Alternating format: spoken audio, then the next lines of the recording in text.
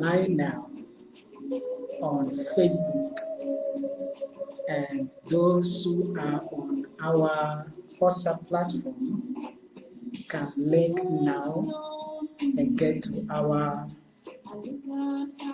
Facebook platform, that is Kambel Masterclass platform. So if you're online now, you can join that.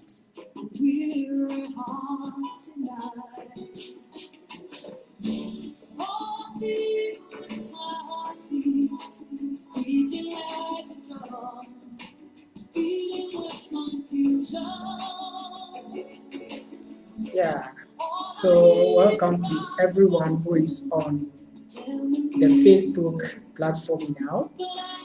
Yeah, so as we did yesterday, by exactly 6:55 in Nigeria, we will put the call through and you can join on our WhatsApp platform. So those who are on Facebook now, I can see some people are already here. You are warmly welcome. You are warmly welcome to our Facebook platform. This is Kambel Masterclass, and we are doing a training, and this training started on the 24th, that was Wednesday. We continued of yesterday, and today we are bringing this training program to a close. This training program is for teachers, and it is on effective classroom management. Effective classroom management. That is what this training is for. And I think, yes, we're about to put through the call, and those who are on the, on the WhatsApp platform can also join. So everyone should get ready, and you will participate. So you are warmly welcome. Yes, so you're welcome to this platform. Yes, I can see some people online already on the Facebook platform. That's the Facebook page. You are all welcome to Kambel Masterclass. Now, so we are left with a few minutes to get online through our WhatsApp platform. And in fact, yesterday's discussions were very interesting. Not only the discussion that I did on the platforms, however, after the discussion, after the course, the discussions that we had at the background with individuals, both through texts, through calls, and videos, were very, very interesting. We just want to say we appreciate your contributions, your comments. They are really, really informative, and that is what Kambel Masterclass is about. Now, as you can hear at the background, I'm playing a music, and the music is My African Dream. Kambel is an African dream that we are looking at, and it started some time past, and we are getting to a level that we want to empower people.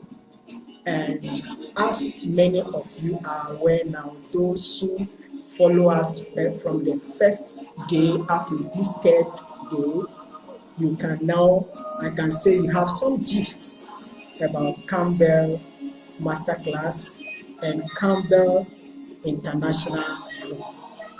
Yeah, So today we'll talk a little about that, getting ready to get people on WhatsApp to the platform.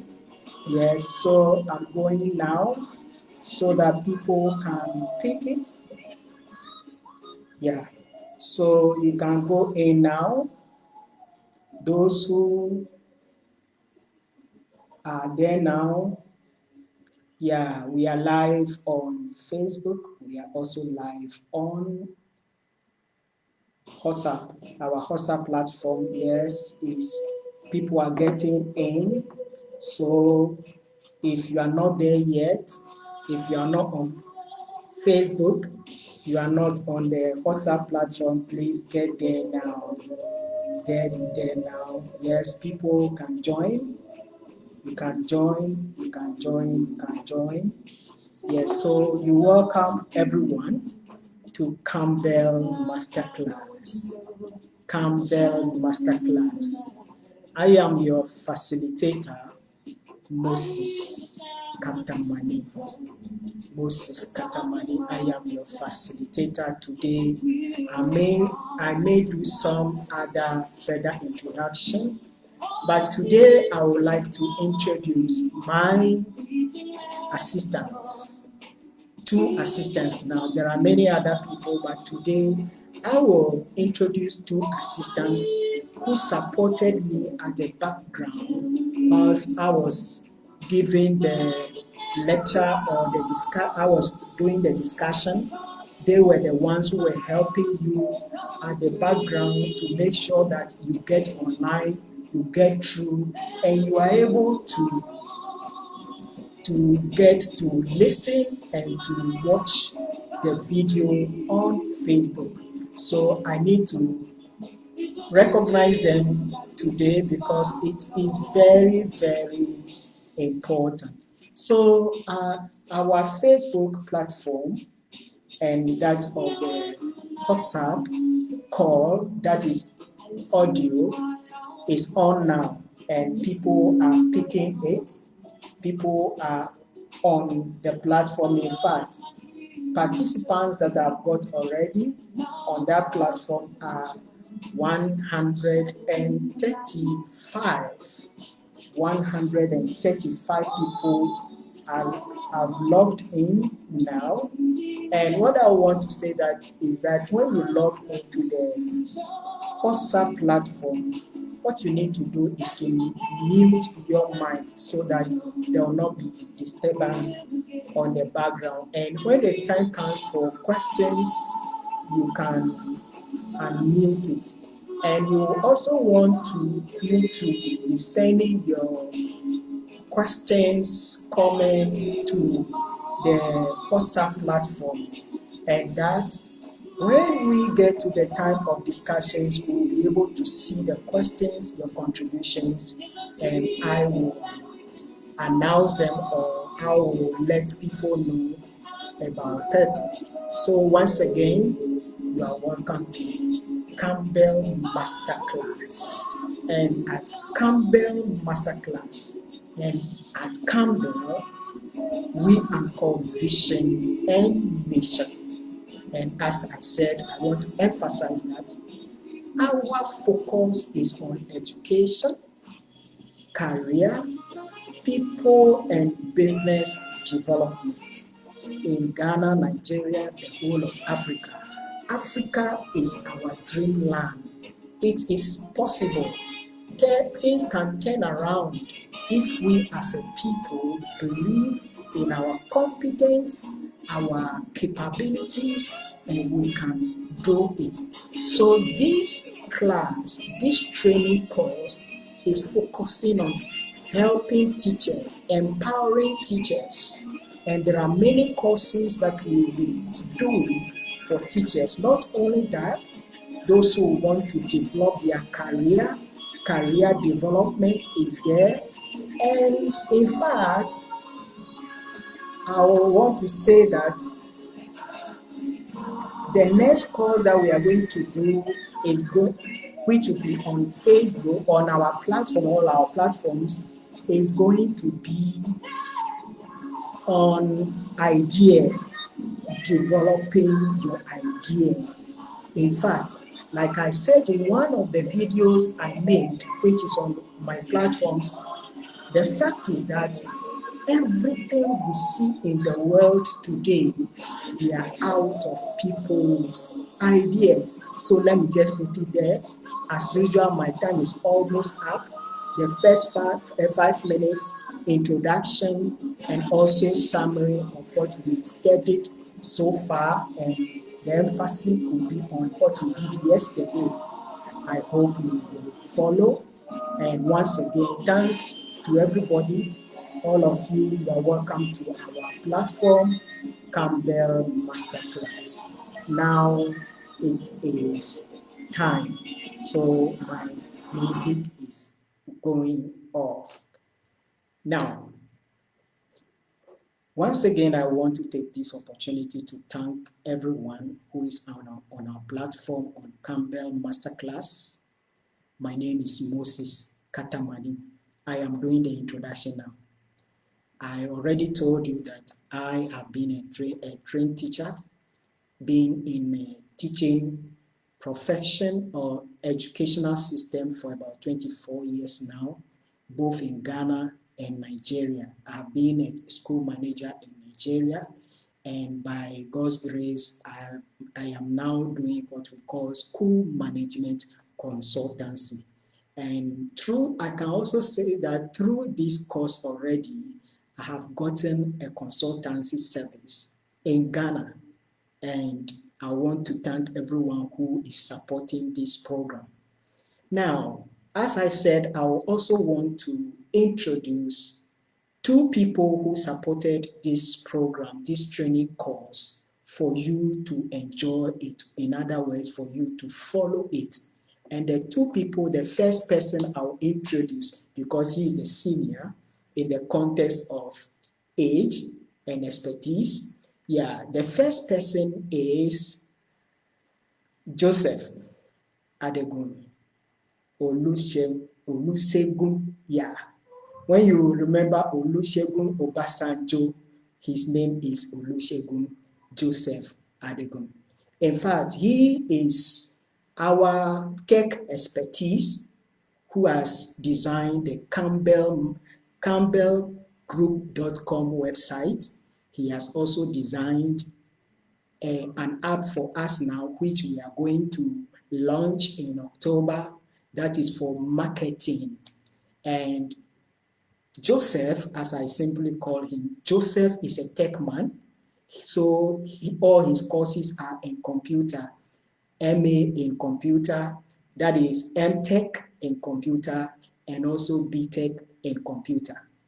And this brother has been a support since I came to Nigeria with my adventurous mind, making sure that every other thing that I want to do, I'll be able to do it. In fact, another brother introduced him to me. However, I'll introduce that brother later. Now, so he is from Oyo State, and we call where he comes from is Ogbomosho. In fact, when you hear of Ogbomosho, it's more or less a Ghana town. Now, the second person I want to introduce is Isaac Kofi Ameleke. Isaac Kofi Ameleke. He is a Ghanaian, and in fact, he is currently in the Ashanti region. Isaac Kofi Ameleke is trained from Winneba. He holds first degree and in geography education and economics. In fact, this guy has been a wonderful support, and he's a good brother, and he is currently my assistant in Ghana. So those are the introductions I want to do. Before I continue and do the review of our training for the past 2 days and we zoom into today's training, I want to say that Kambel International Group is registered in Ghana and in Nigeria. As a company, it was registered in 2012 as a limited liability. That time we used Kambel, and we are trying to change it. So when you see some of our information, like our merchant account, you see Kambel, Kambel International Limited. And in Nigeria, we are also registered as Kambel. Now, let us go to our training program. I think the introduction is enough. So coming to our course that we started on the 24th, continued yesterday 25th, and today 26th of August 2021, we are bringing this lesson or course to a close. And we want to say that it was a very wonderful time we have, because the recommendations are positive, and we appreciate every one of you for your commendations. Now, we also put on our platform our books. We'll talk about those ones later, but we are now focusing on our discussion. Now, so the discussion starts now. From 24th, we started and we look at the topic we are looking at is school classroom management. And the topic is effective classroom management. And we said this training is focused on teachers, particularly in the classroom. And our outline that we have given for our discussion is, one, we look at the concept of classroom management. We continue and we look at why classroom management is important. And you can all agree now that it is very, very important. Classroom management is important. We'll move forward and look at the other side. We also look at some challenges or problems in the teaching and learning process. Challenges that we face in the teaching and learning process, we look at it. Then yesterday, we look at that one yesterday, and we also look at roles of engagement. So I already identified many of the challenges that we face in the classroom. I spoke about learning difficulties of the pupils and students. I also talked about pupils and students' family problems make some of them become bullies or become destructive in the teaching and learning process. We went on and looked at lack of effective communication of personal needs of these pupils and students, because some of them, especially in the nursery, we identify that some of them find it difficult to communicate. Another thing is language barrier. We discussed that as a problem. Then we look at lack of defined rules and regulations or discipline at home. And we say some homes, the problem that we find in our classroom is because in the house there is laissez-faire leadership. There's a laissez-faire attitude. I don't care, and parents don't care. Some parents are so much engaged in their work, and they leave all their responsibilities in the hand of their caretakers or caregivers. That becomes a problem. So some of them don't respect them, and we said that becomes a problem in some classes.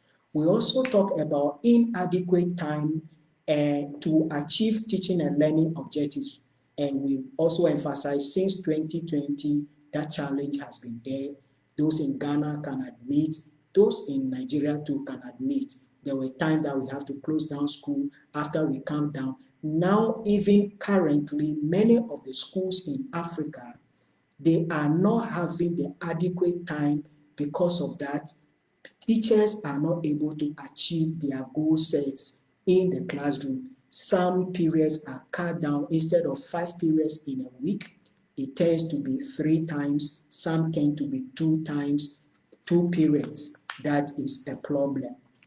Then we also look at limited support by some school managers, and that one I spoke extensively about the problem in the public schools where governments now everything is politicized to the extent that education is also politicized. Government said we are going to provide everything. However, they are not providing. The teacher is in the class. The teaching and learning materials that you need in order to conduct your class, you cannot get it. Sometimes some people have to use one marker in a whole term. I spoke about that as a problem. Then I also talk about inadequate support by parents to the school and the classroom. That is also a problem. So those are some of the review of the challenges in the classroom that teachers face in the teaching and learning process. Now I went on to look at, yes, I'm looking at my time. I went on to look at establishing rules of engagement in a class. And I already said, I know some people will be saying rules of engagement in a class. The only thing I'm trying to say is that you can set rules in the classroom. Set rules for pupils and students, set rules for yourself, and out of that, I emphasize on one of the areas, which is what? The teacher being moderate, both in your dressing and your communication. Communicating in a way that your pupils and students can understand you. It is part of what I am looking at as what? Establishing rules of engagement. I talk about the military part, and I also talk about how we can look at some of my observations. I made them known, and they are all part of the materials that we have, which will be available to those who are willing to have it.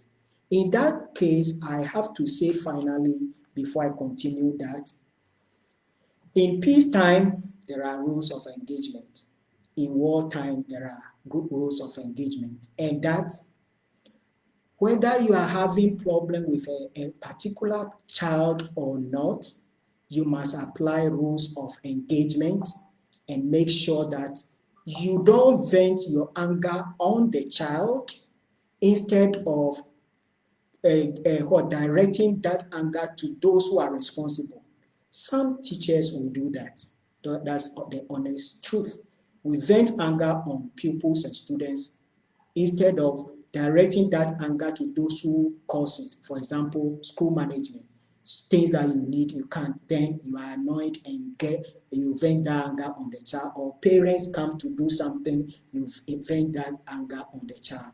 That is not good enough. So rules of engagement, my emphasis is that, and in my conclusion of that, I said that everything I'm talking about as rule of engagement is a principle. And that principle is in the context of effective classroom management. Therefore, rules of engagement is one of the concepts I'm trying to look at a different dimension as my contribution to education and development in the classroom. And what I want to let every intellectual know is that we cannot continue to be reading from other sources without adducing our minds to whatever we are teaching and learning, teaching pupils and students. They should read from a concept that you have adopted. They should be able to say that, oh, this is my teacher, he wrote and he talked about this thing, he explained it. So there are so many concepts I'm trying to evaluate and question, coming back from the context of our African continent. My dear African teachers, let's take note. Some of the concepts that we are adopting in Africa, they are good. But some of them, the truth is that they are not helping our students. They are not helping our school system. That is why we need to interrogate more of the issues and be able to come with results to solve many of the problems that we face on the African continent in our school system. Now, my review today has taken much time, but it's very important. Now, let's move on and look at today's topic. There are two topics we are looking at today.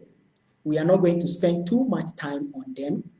Most of the materials you can have access to them and read more, but I'm going to highlight the points. Now, so the first point, which is our fifth subtopic that we are treating, we are starting today, is strategies for effective classroom management. Strategies for effective classroom management techniques. I add techniques to it. Now, my introduction, abstract.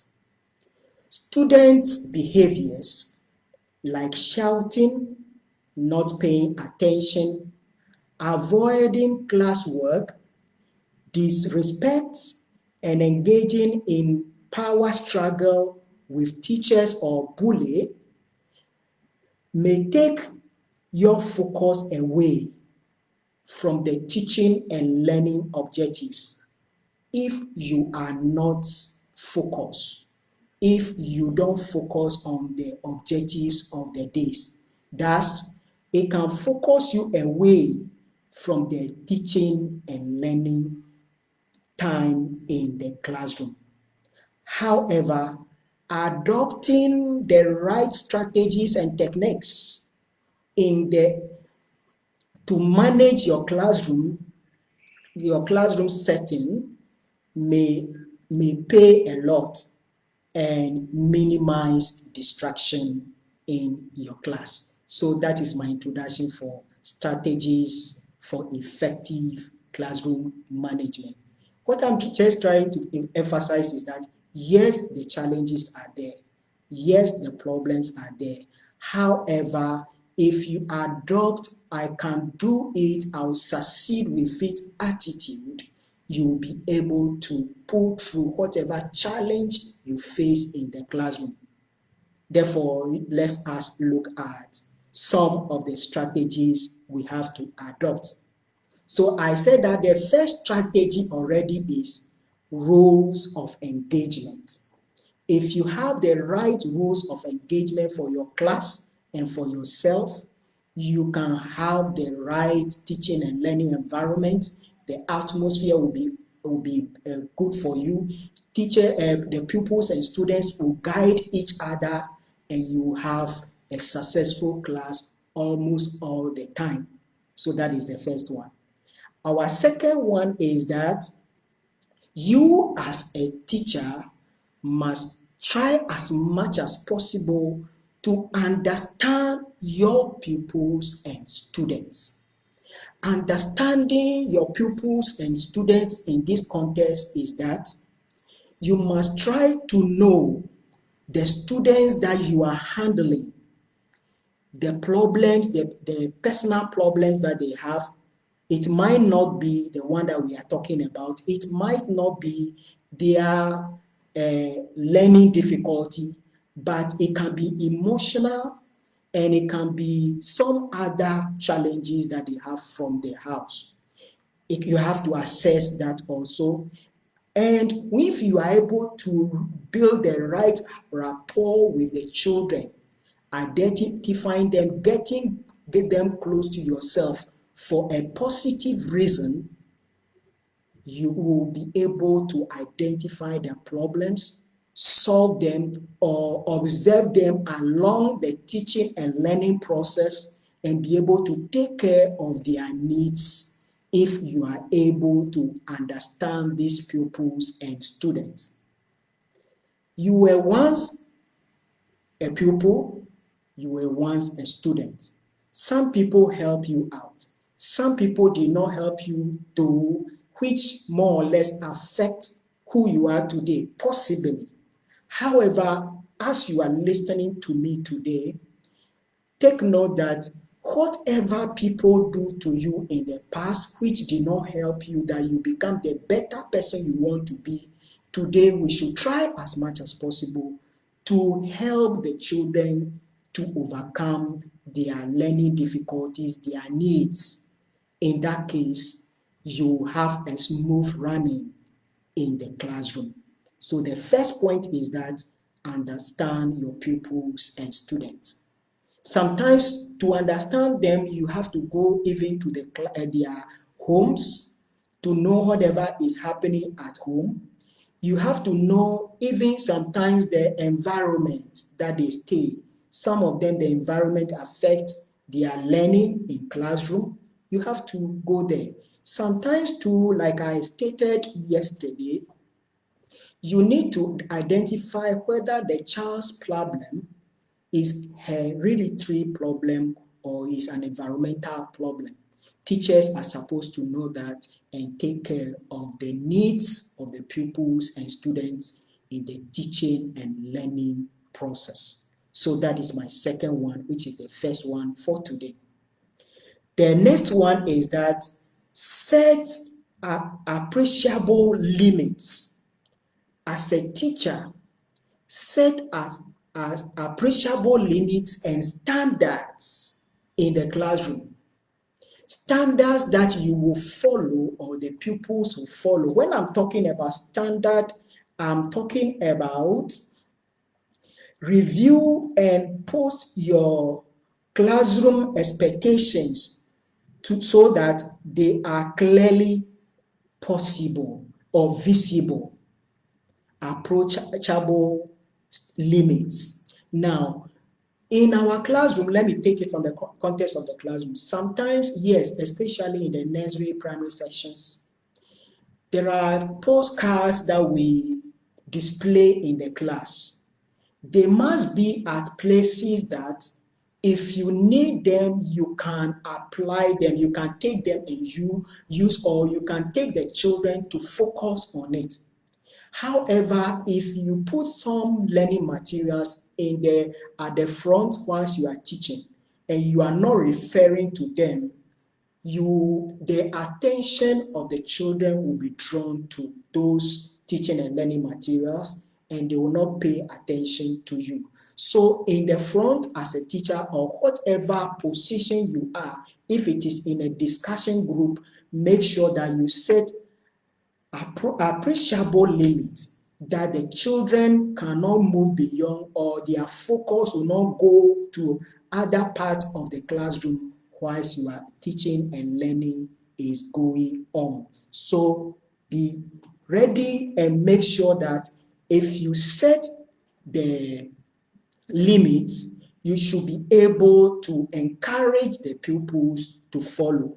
For example, if you are in the class and you are going to speak to the children, speak to them in a way that you will not demoralize the pupils and students.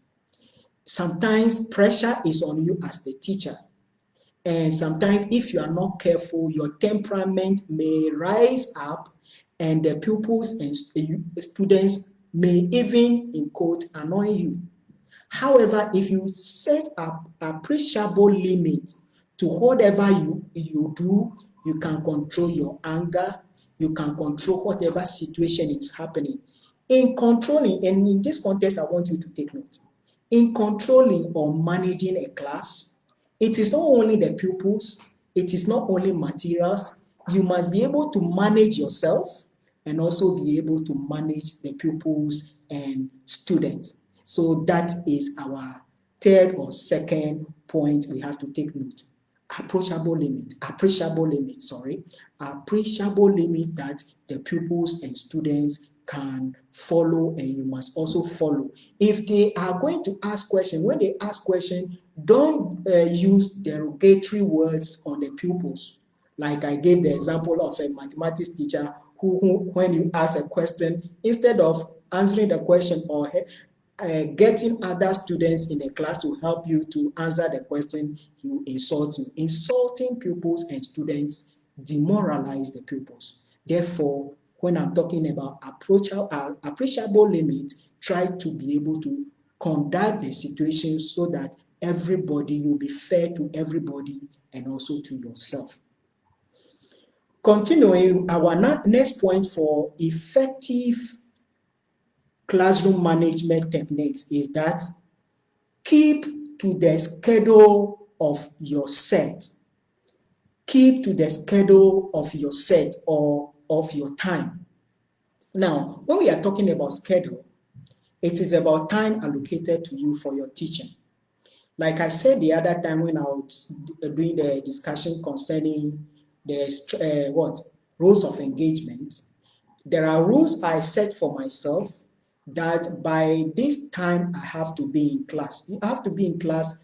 If I am late, it's only 5 minutes. By that time, I set that rule for myself. The rule for the pupils is that before I enter class, you have to be there. Within 5 minutes, if I'm there and you come late, there should be what? A punishment. The limit you set is, the schedule that you put in place, the pupils will follow. If you yourself, you go by 8, why won't the pupils go by 8? Like I said earlier also, when you set the schedule and pupils know that this is what we are going to do in the process, they will all want they will be ready for it. And if the teacher is ready, the pupils will be ready. Another thing is if the children are not even ready because they know the schedule, some of them, if you yourself as a teacher conduct yourself well, some other pupils will be telling the others, teacher doesn't like this. Our auntie, our uncle doesn't like this, or Mr. So-and-so or auntie so-and-so don't like this. So schedules is very important. Also in the class, it is if you do your schedules well, what will happen is that it will help your students respect schedules and work with allotted time frame. They'll work with it. Therefore, when you set the schedule, you, the teacher, follow it, and the pupils will also follow it. That those that are not following will know that they are going against the rules of engagement in the class. Continuing, we want to look at another point. And this point today, I have about 11 points on my card. However, I'm going to review or discuss 6 of them, and the others I'll mention them. And when you have access to the material, you can you can read through them and help yourself with it. And some of them I'll be talking to it because this is an interaction. It becomes a network in which we are going to help each other to be able to enhance teaching and learning, give confidence to ourselves as teachers, as educational professionals, and I hope it will help. So the next point is that practice patience and be rational with your decisions.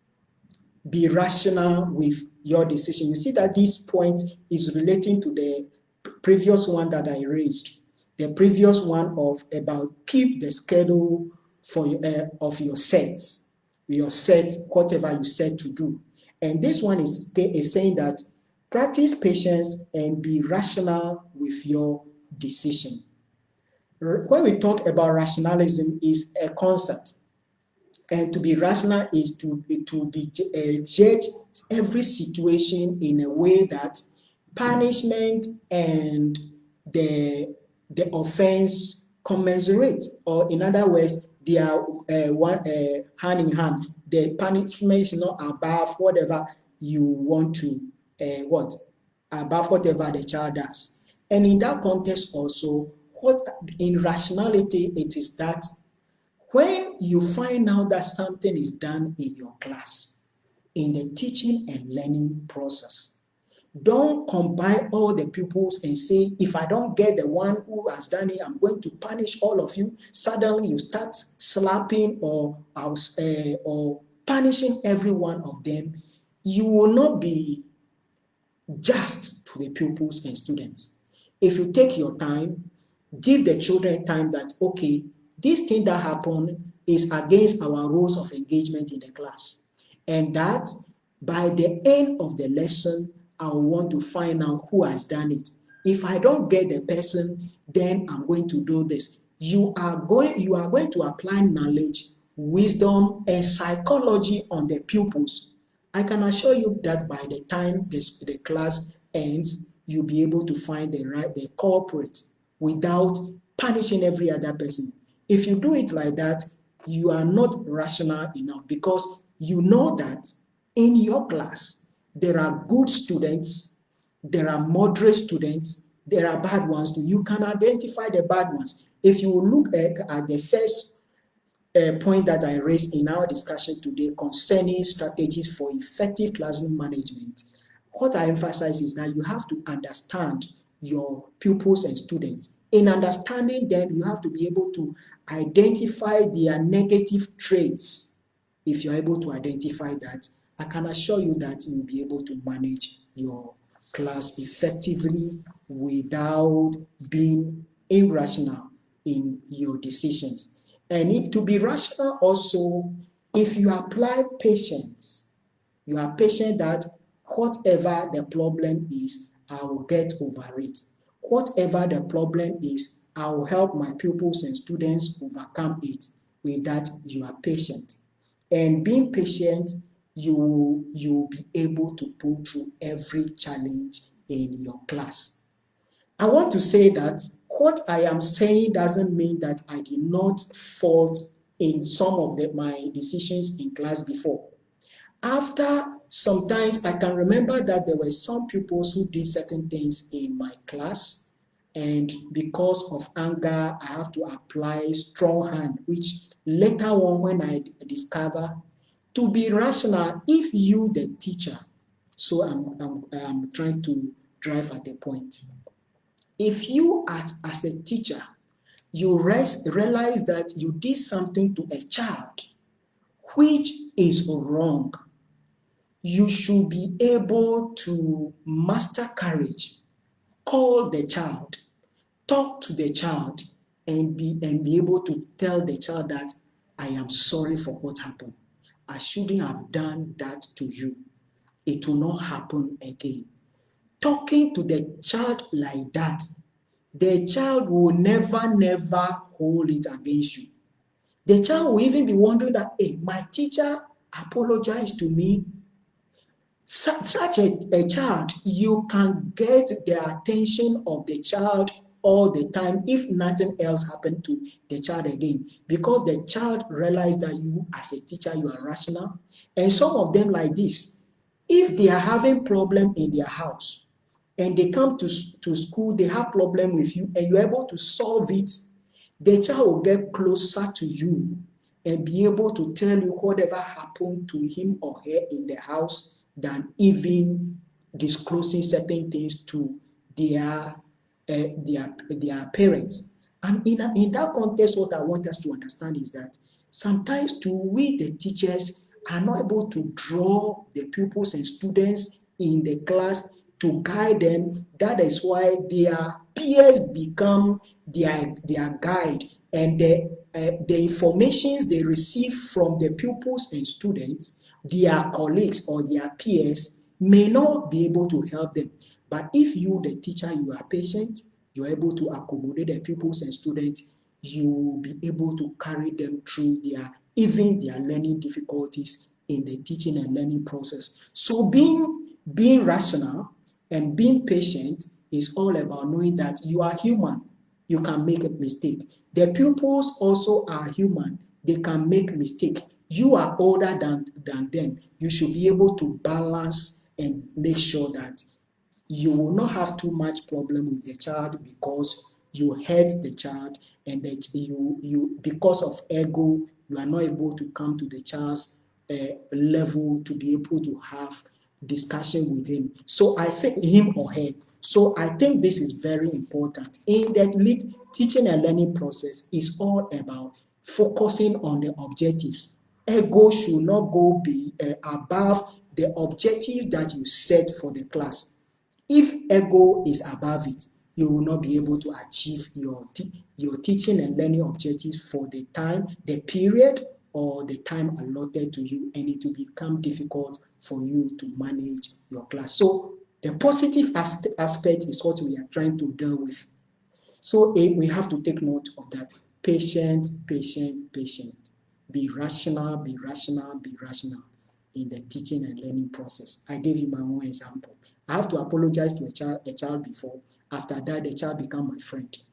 And that child never always remember me. And I'll tell you some of the stories along when we are discussing. So the next point I want to take note is that be conscious of the causes of misbehavior. Be conscious of the problems of misbehavior in your class. Now, in the first point, we said you should be able to identify the pupils and students. After you are able to identify their problems or their challenges, your consciousness guides you. It becomes like what? A strategy, a technique that as you are teaching, you know that no, this child, I should be able to handle this child like this or the other way, and you'll be able to help the pupils and students. So in this context, consciousness of the child's problem or difficulty will help you. Another thing in that context is that if you find a child having problem and you help the child through, focus on the child going to the next level, becoming a better person. Focus on that. And like I said yesterday, after you punish a child for a wrongdoing, don't remind the child of that wrongdoing again. So being conscious of the child's behavior will help you. And you know that some of them, they are so recalcitrant, and you have to ignore them sometimes in the teaching and learning process. When they are doing everything, sometimes I could remember sometimes when some pupils and students, especially I can give an example of this secondary school when I was teaching in the secondary school. When some of them are misbehaving whilst I'm writing on the board, when I see them, the only thing I turn around, then I will just fold my arm and be looking at them. And some of them become ashamed, they'll sit down, and I will not even ask them a question. But sometimes if I see that it becomes too much, I apply other rules of engagement in order to get them in line for teaching and learning to continue. So be conscious about their difficulties, whatever their behavioral problems or limitations are, you should be able to identify. If you do that, what will be happening is that you should try to know if your pupils and students take their breakfast. That's another context. You see, in that consciousness about the pupils' behavior, their challenges is that sometimes there will be a child in your class. That child is so free, jovial, and active. Suddenly, you will realize that the child becomes dull, sometimes, especially in the morning. That child is active, but in a day or sometime, you begin to realize that when the child comes to school early morning, the child is dull, will not pay attention. Sometimes you put his or her head on the table. Something might be happening. It is possible that that child did not eat in the morning. So in the morning when you come, yes, oh, auntie or uncle has eaten. Yes, what have you eaten? Can you tell me, especially the nursery? They will be able to tell you. The primary, the lower primary, they will be able to tell you. The upper ones, there are different ways that you can handle it. What I am trying to say is that if you're able to draw the pupils to yourself, you are conscious about their problems, their challenges, what will happen is that you will know how to become distractive to your class every time you are in class, and you'll be able to manage that difficulty and take the pupils and students along. Now, the next point is that engage the learners in enough activities. Engage the learners in enough activities. In this case, I want to say that we in the 21st century, that the focus on the teacher, as I said in the first program, is no longer the teacher at the center of teaching and learning. It is the pupils and students at the center of teaching and learning. Let me explain. If you as a teacher, you go to class and you are thinking that you know everything and you have to pour on the children you are mistaken in this 21st century. There are times, there are things that you, the teacher, honestly don't know, pupils know. Therefore, in your teaching and learning, in the teaching and learning process, when you prepare your scheme, you prepare your plan, make sure that you have activities that will engage the mind of the pupils and students to contribute more through questioning, through activity, through sites, that is learning materials that will draw their attention. Sometimes you can go into the class with a video, a short video for them to watch. You are drawing their attention before they continue. Somebody say, how am I going to do that? Oh, on my phone or what? In fact, if you are ready to do something, even if it is not provided for you, you must know that I need this, I need that to be effective. And those are the things that draw me or inspire me. I move. Everything I want to do is not always correct, but I try. I'm adventurous to know more. Because of that, I try to get materials for myself. I buy computer for myself. Whatever I'm doing now, I'm doing it on my own laptop. I bought some of the first time. I can tell you about that, but let's continue focus on this. So do things, put things in place that will help engage the mind of the pupil. If you engage the mind of the pupils and students, and it is very interesting, I can assure you that you will get their attention through the learning process. So these are some of the strategies I want to discuss. The last one I want to discuss before we continue with the next lesson is the fact that you need to encourage initiative amongst learners. Initiative. You, the teacher, you prepare to carry your pupils along. Try to get initiative from the pupils and students. Some people ask, how am I going to do this? An example. Anytime, let me give the example from the secondary school level. Anytime you are able to carry the pupils along in the teaching and learning process, and you realize that the pupils are innovative, what you need to do is this. Try to organize projects.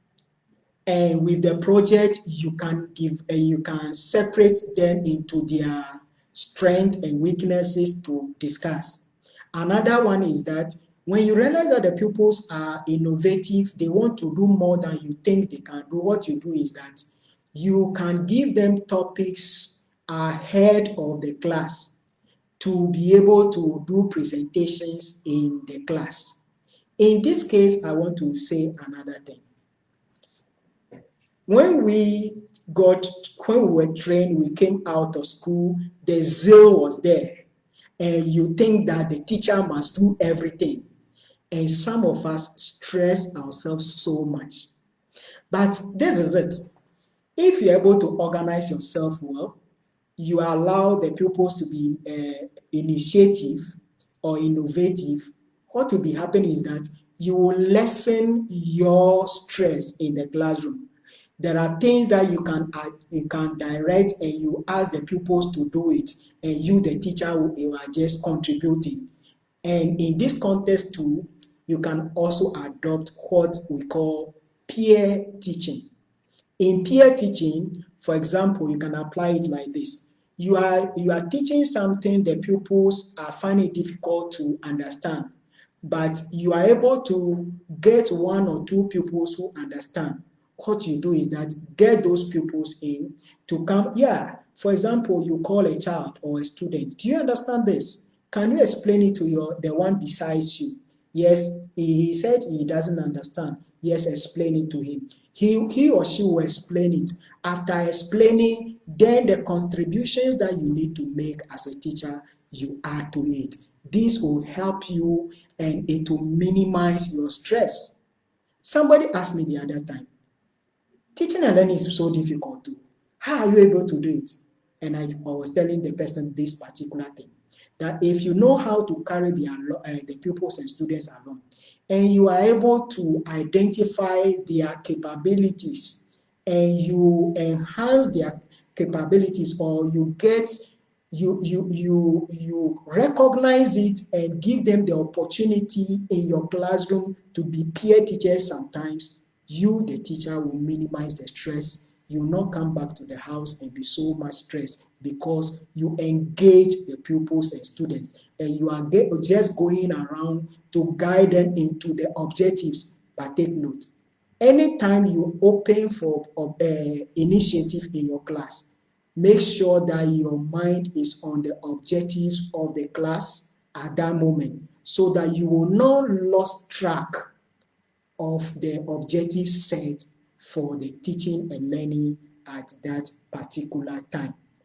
With this, I want to go through the other strategies that you can adopt to effectively manage your class. And there must be use of effective verbal and non-verbal communication. Verbal is speech, non-verbal is what?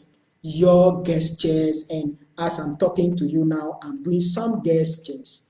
As you see the gestures follow, you must be able to manage them, that you will not misdirect your gestures. So verbal and non-verbal communication.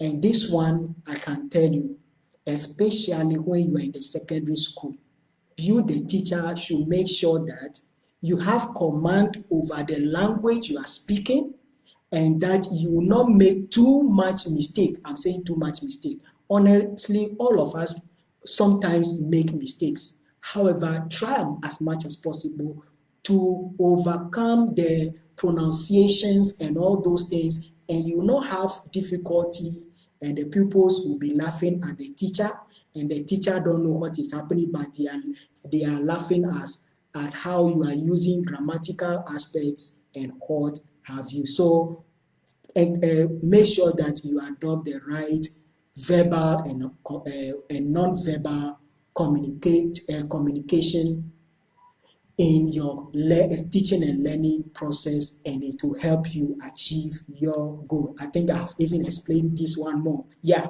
So next one is that give tangible rewards. We talked about roles of engagement already, and I already said that in role of engagement, make sure that when you give reward, it should be even. It should not be discriminatory. Take note of that. The next point is that make positive phone calls sometimes. Make positive phone calls sometimes, or now technology, WhatsApp message to a parent that, hey, your child is doing very well. The problems that we realize about your child, in fact, he is improving. Is it academic? Oh, so and so is doing well.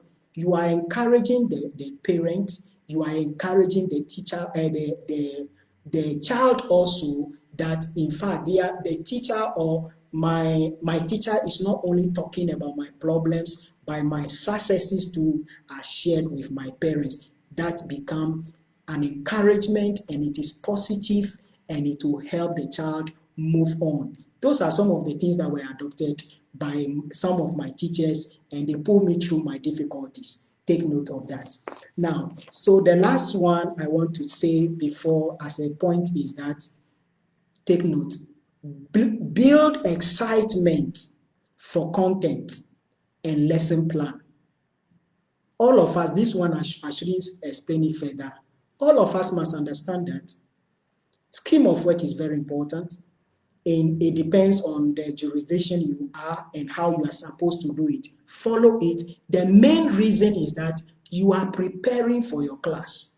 As you prepare very well for your class, you will minimize the challenges that you face. So the strategies that you are going to adopt as you are preparing for the class, you are asking yourself, what am I going to do in order to bring the children along? What material am I going to use? Sometimes in the public school, the challenge again is what? Teaching and learning material. But as we have started this, we are going to next level, and we think that we can have positive influence or effect on education in our countries. So these are some of the strategies for effective classroom management. There are many other points. In fact, in my research and experience, by the time I prepared this, there are over 25 points I can mention in which are points that we can raise for effective classroom management or as a technique. But take note, in everything you are doing, let me emphasize, make sure that your focus is on the objectives of the class. And if you are able to achieve the objectives, you are able to raise the pupils and they are doing well. You are a successful teacher and many people will recognize you. Now, so that is what we will have to look at as strategies. The strategies are numerous, but I want you to know that anytime you can be a teacher who loves your pupils and embrace them, most of the time, make sure you put yourself in the shoes of the pupils.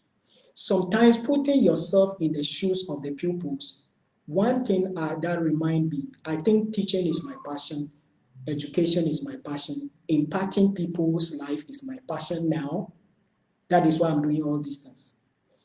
What I've realized is that sometimes I go back into memory lane and I ask myself, what are some of the things that were done to me, which affected me, which delayed some of my strength?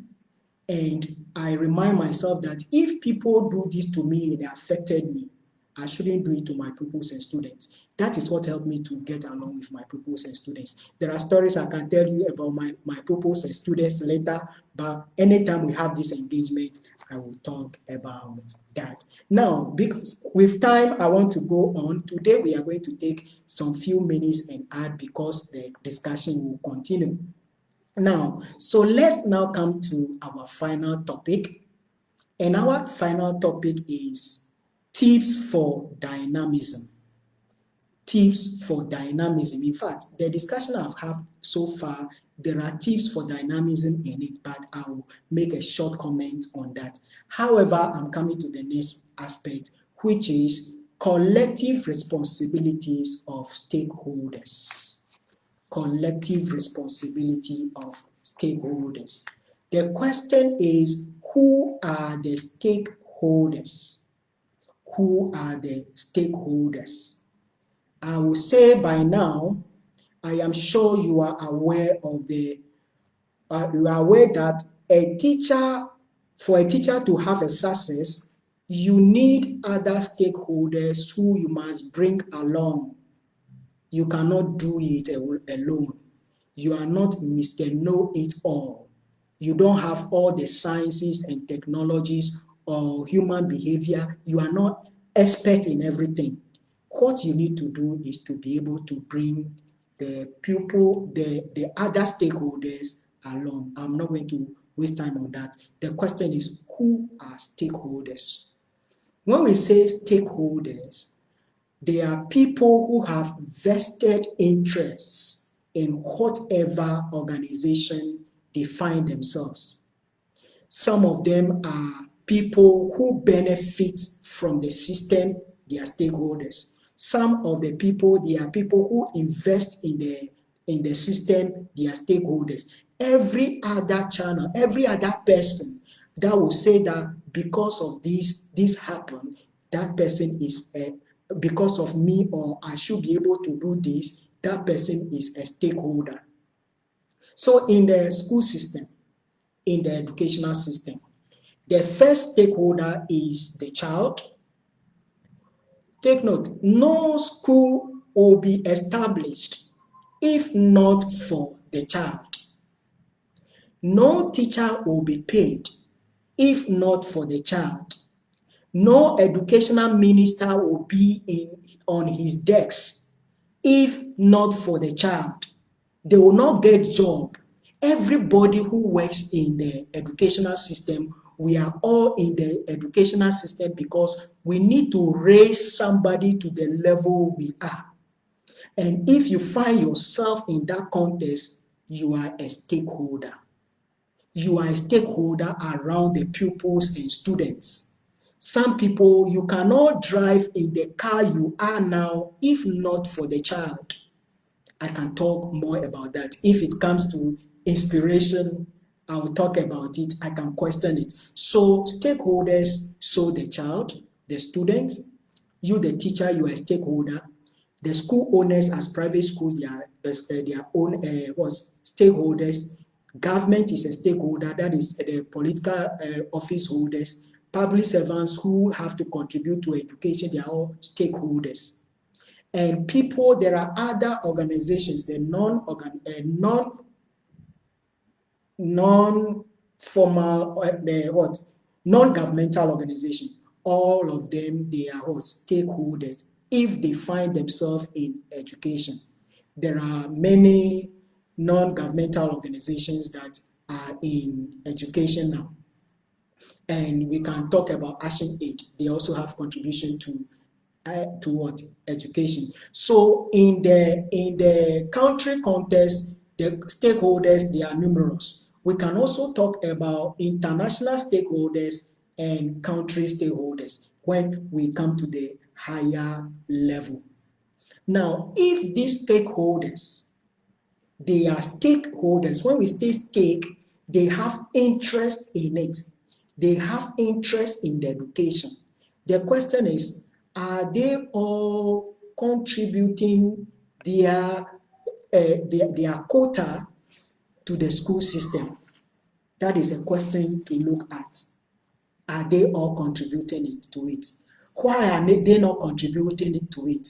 So when I want to talk about this and I come to government level, I flow a lot. I'm not going to talk about that one because sometimes it is disheartening that people who are to help us to help the pupils and students, they take the office and they feel that, oh, it becomes their right, they can do anything. Every other thing they are doing is about how they keep themselves in power, is about how somebody will say that they are this and that, without thinking at the end result that the people, while we are in the system, what are we doing to help them? So collective responsibility I am talking about now is all about everybody playing his or her role in the teaching and learning process which affect the classroom. So let me talk about parents. In my discussions, I have spoken a lot about parents, but I am also going to emphasize that it seems many of our parents don't know their responsibilities to their pupils or their wards in our classroom, some of them. And because of that, when you report a situation to them, instead of them to cooperate with you, it seems as if you are worrying them. Even some parents, where I read a lot and I observe online, honestly, I am online at so many places, not because of the fun of it, because I want to learn, I want to observe. Now, there are some parents who, even when you give assignments and the assignment is taken home, they complain that the assignments are too much. Am I a teacher? Am I that? No, the teacher must play his role. Parents must also play their role in the teaching and learning process to raise the child. That is why they are part of the stakeholders. They are one of the major stakeholders. So after the child, we have parents.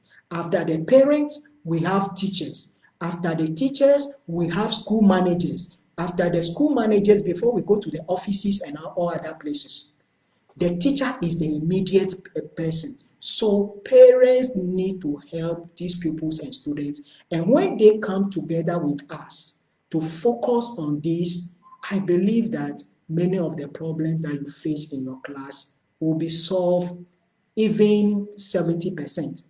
Because, for example, I was discussing with one of my participants yesterday about a child that is having learning difficulty, and he went to the parents to discuss this with them. Because the parents don't understand this, it seems as if the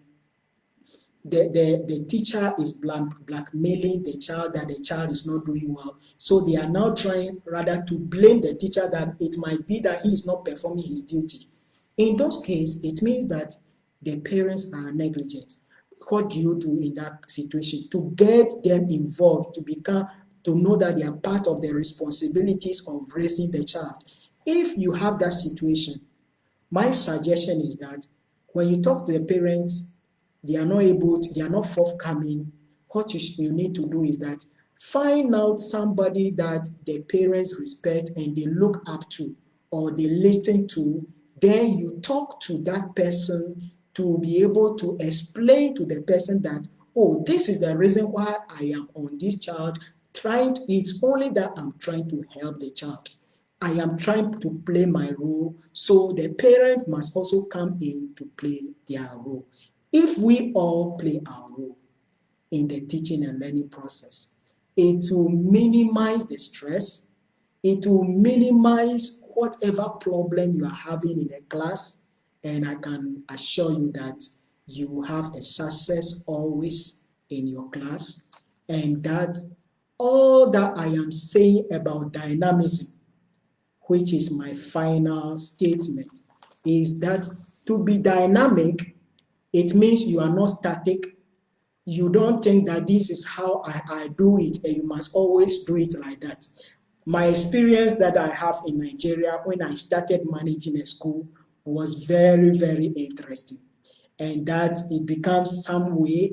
And however, we are able to pull through and manage because some people will get to understand. In fact, let's take note of this.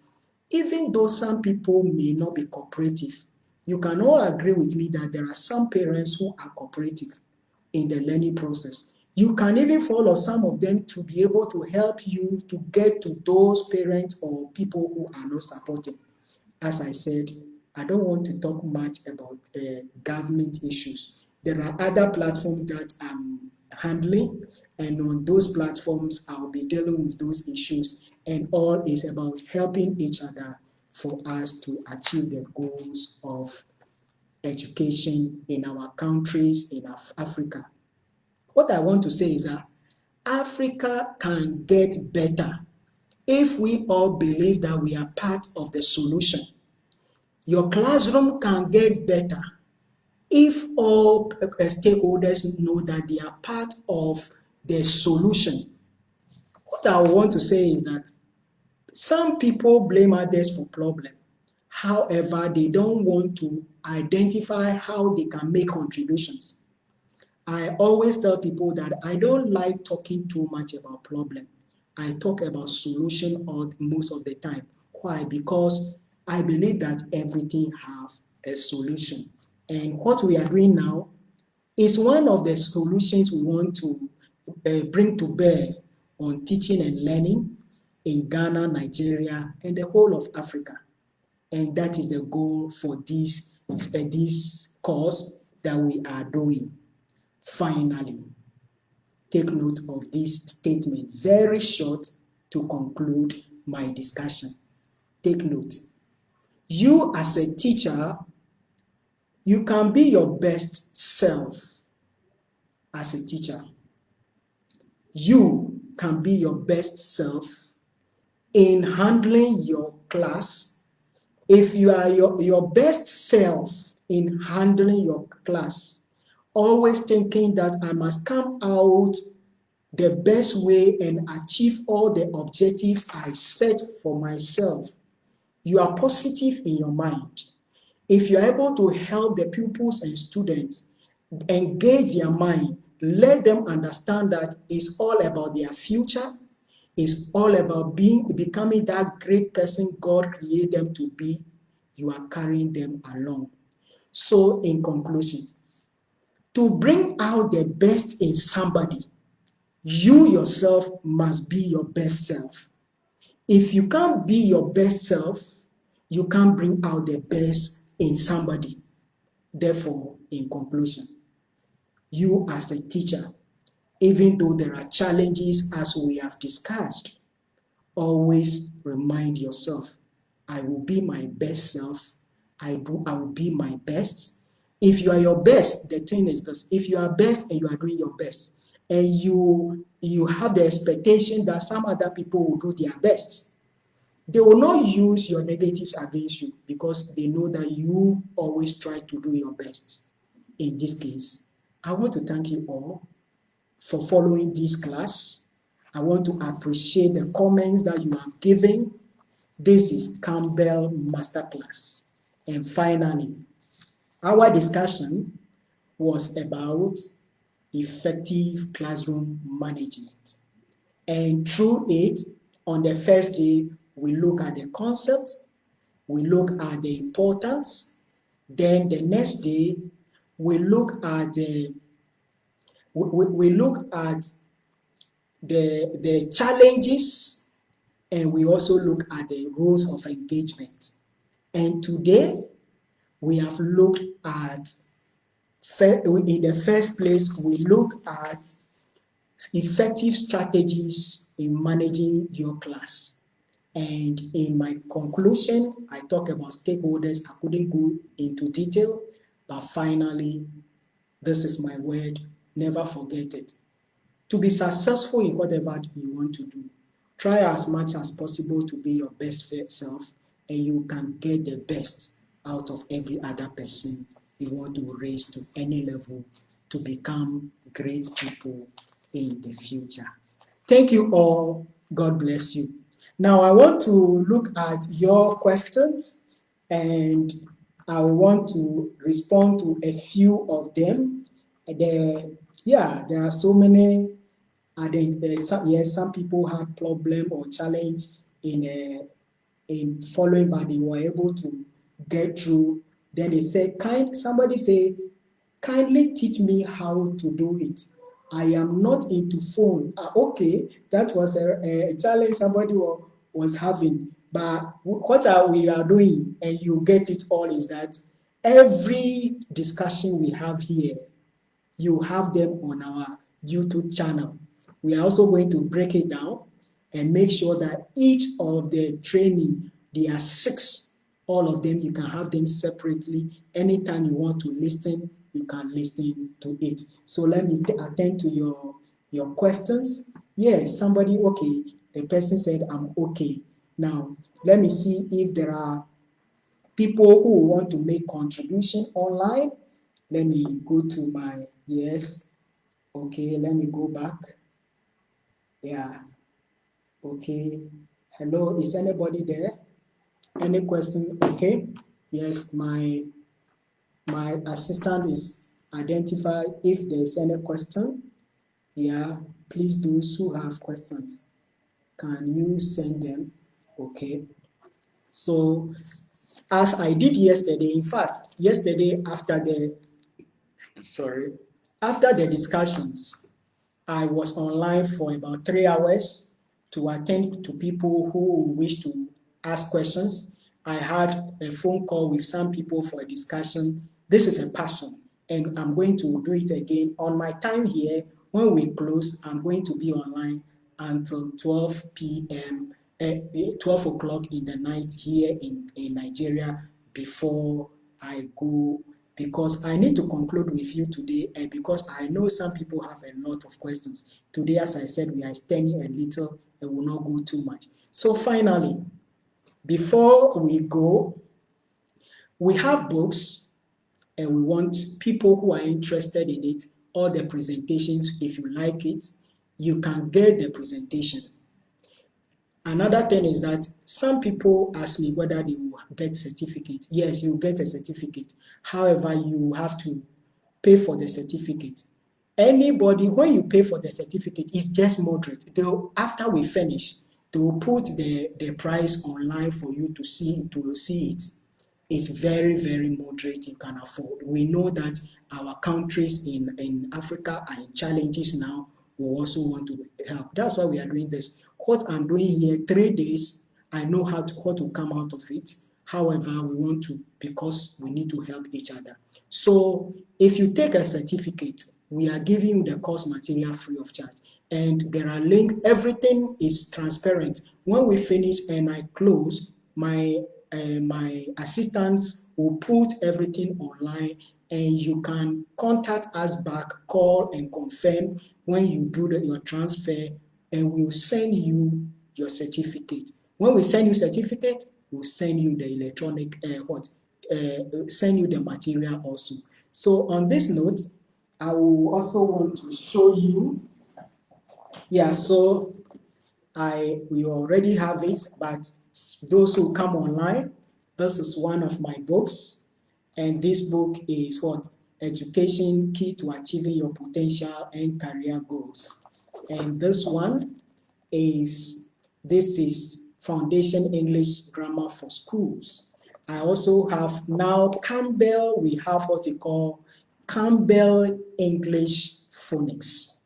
We as Kambel, our focus is on Africa. So we are trying to do a research and see the challenges that Africans have in their pronunciations. And we are going to see how we will help each other for us to overcome it. So we will have the African English language. And that is an aspiration of Kambel, and we will have it. On this note, I want to say thank you all for following us. I believe the first day was good. The second day was very good. And I hope today has been excellent. I know you spend on your data before you listen to us. I hope that you have benefited from it. Take the message to others. You can follow us. Before I go to sleep, I'm going to take this video and put it on our YouTube channel. We are going to trim it and put there. You can direct people to that place to listen to it. Lastly, our appeal is that invite people to like our YouTube channel. Invite people to subscribe to our YouTube channel and like our Kambel Masterclass page on Facebook. With all this, you are contributing to the successes that we want to chalk on Africa. We can do it for ourselves. Our whole thing is that we want to do it for ourselves. And when I come to discuss some other things, we'll talk about that. On this note, thank you all for coming. I say God bless you. Remember, Kambel Masterclass, Kambel International Group. Our aspiration is that our aspirations are in education, career, people, and business development. And that at Kambel, we anchor vision and mission. Thank you all. God bless you.